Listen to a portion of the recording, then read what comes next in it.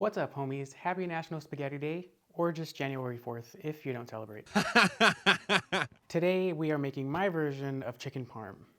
What we need for this recipe is 1.5 cups of flour, Italian breadcrumbs. I happen to have some panko laying around, some garlic salt, onion powder, 2 eggs, salt, pepper, our spaghetti, your choice of pasta sauce, and buttermilk, but that's optional. So when I make this, I like to marinate my chicken in buttermilk overnight, or at least an hour before, just so that when we put it in the oven a little later, it doesn't dry out. So enjoy this clip of old me prepping this chicken for us to eat today. All right, so let's get our chicken ready. I forgot to say we need a chicken in that last part because I forgot it was in the fridge. But I said we're making chicken parm, so you put it together. You need chicken for this recipe. So let's start. We're going to butterfly them in half, so I get 2 pieces out of 1. Smart, money-saving move. And then I'm gonna let them chill in this buttermilk so that when I put them in the oven later, they stay nice and I'm not gonna say the word. Butterfly them, cut them in half, put them in this buttermilk so that later on when we put them in the oven, they don't dry out. I didn't say the word. You're very welcome. So let's get this show on the road. Chicken, it's prepared to go. Sorry, first, before I did that, I should have said thank you, chickens, for your service. I appreciate you. You didn't die for nothing. You will be food for my body, and I appreciate you. Put them in the buttermilk. And then this guy has a little bit of fat on it, so I gotta trim this part off here. If you're wondering, oh my God, where did he learn how to cook so good? Number 1, I don't know how to cook so good. And number 2, Jermaine, he is a chef. So he showed me how to do all this stuff correctly. All right, so I'm gonna cover this up, put it in the fridge for about an hour and a half, 2 hours overnight if you got the time, why not?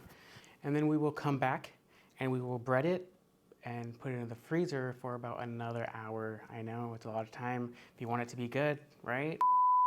And now back to your regularly scheduled program. Okay, so let's get started. I have taken my chicken out of the buttermilk mixture.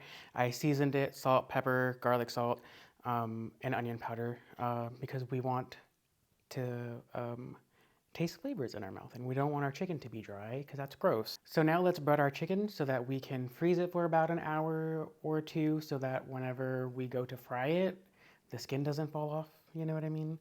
Because who wants that? Not me. Okay, so let's go. We are going to add in, I would say about a 1/2 cup to a cup of breadcrumbs, Italian breadcrumbs. And then I have this panko mix left over, so why not?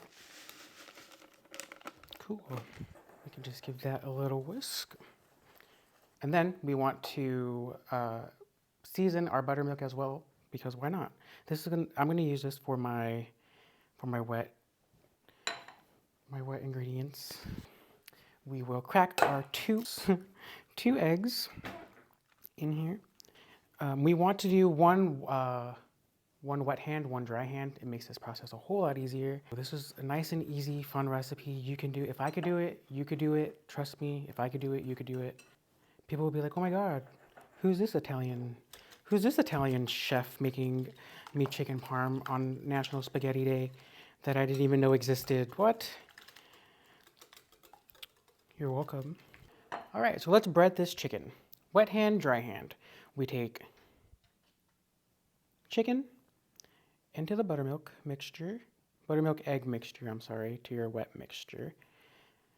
And then, dry hand, you plop this bad girl or boy, whatever they identify as, in here. Just get that nice and coated on there. See how these wet ingredients cause the dry ingredients to stick on? Wow, magic. Magic. Then it should look like this. Don't worry, I'm gonna bread it twice. Fun little party trick. You probably weren't even worried, but there you go. I'm gonna just continue doing this for the rest of them, okay? Okay, so I have wrapped up my chicken. I'm gonna place them in the freezer for at least an hour, and then I will come back. I will fry them up, put them in the oven, and then while they're in the oven, we will get our spaghetti ready for dinner.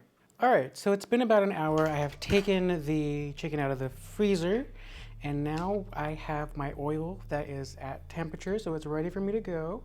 I'm going to fry these on both sides until they're golden brown, because remember, we're not gonna cook them here, we're gonna cook them in the oven.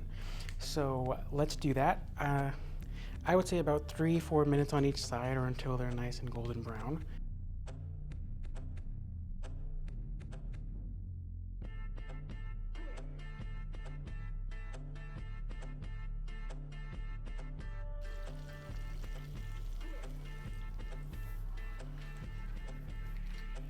All right, so now that my chicken is nice and golden brown, it is time to put them in the oven to finish cooking. They'll be in there for about 15 minutes at 350. I am going to make our spaghetti for the rest of the chicken parm while that's cooking. All right, so now to the star of the show, our spaghetti. I've chosen to use my favorite spaghetti. It is the thin spaghetti. This happens to be whole wheat, because that's what I had on hand. So I don't have to tell you how to boil your spaghetti because it's on the box.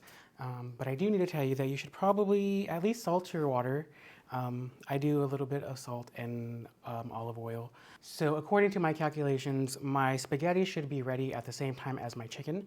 So I'm gonna make my spaghetti, and then I will plate everything, and then I will show you guys the finished product. All right, so our chicken has come out of the oven.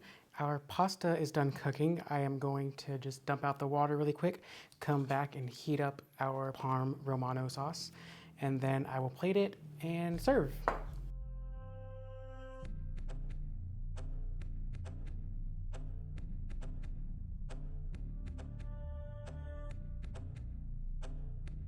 So now I'm gonna plate it and I will show you the final result.